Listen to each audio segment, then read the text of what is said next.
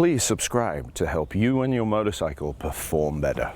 My name is Dave Moss. For over 20 years now, I've been helping riders maximize the performance and life of the tires on their motorcycles.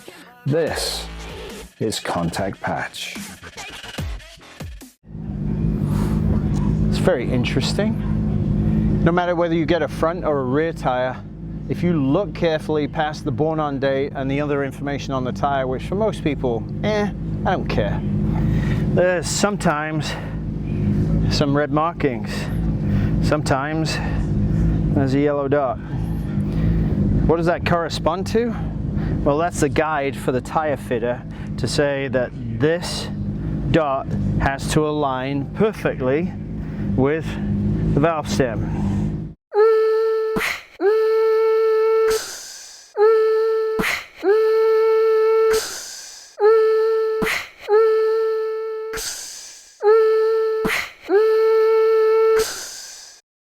This is a little bit off, but the general rule of thumb is those dots line up with the valve stem. Oddly, on the Michelin, there's no dot anywhere on this side,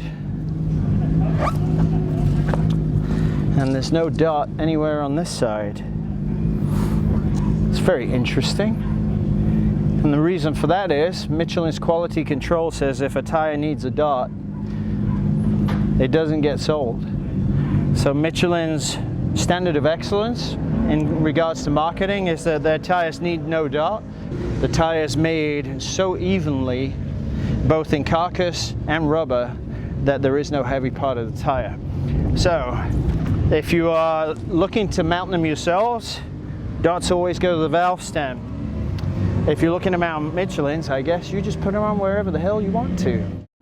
One of the things about being a really good rider and a fast rider, especially on 1,000, is that tires tend to what we call spin on the rim. And technically, if it does move on the rim, and sometimes with top level riders, that can be a third to half a complete revolution. The part there is there a value for riders that race Michelin where because there's no heavy spot, there is no issue with balance? So one of the interesting things to look at in time would be with a really good rider, after a long race of say 20, 24 laps like nationals, if you were to pull the wheel, put the wheel on the balancer, and you can see it's moved between a third and a half of a turn away from its original mark. Is it still in balance? And with all that rubber worn out from it, is it still in balance as well? So you can get two pieces of information there that are very useful.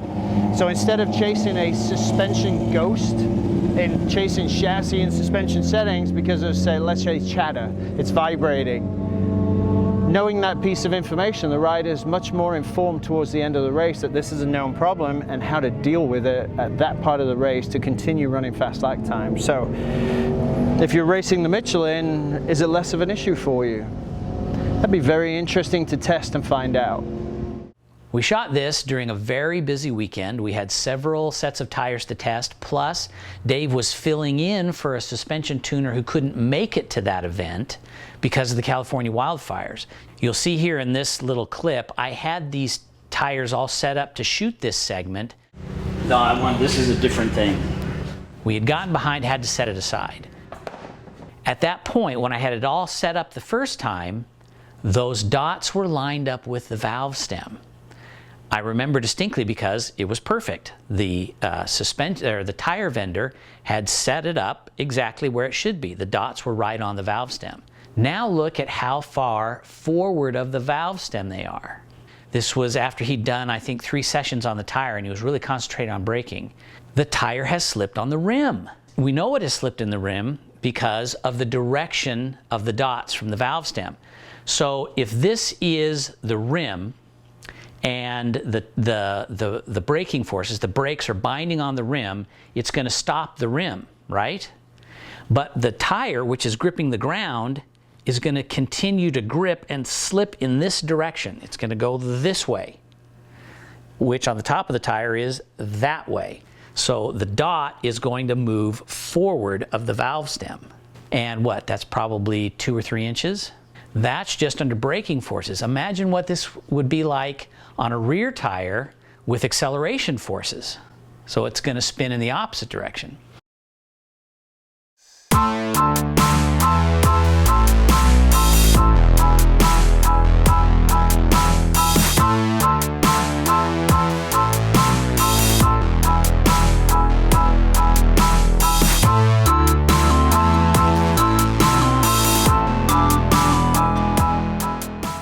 Michelin makes a big deal about this, that their tires don't have this issue because if they're that far out of balance, when the tire comes out of the mold, they chuck it.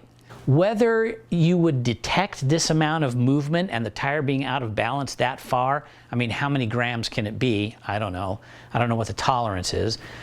Could you feel that? At what level of performance, what level of a rider do you need to be to do that?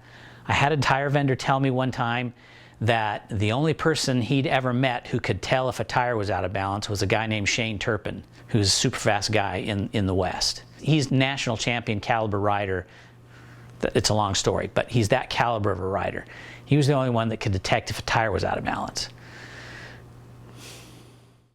Dave Moss can tune your suspension no matter where you are on the planet via his remote tuning service. Contact Dave on Facebook or by email, dave@davemosstuning.com.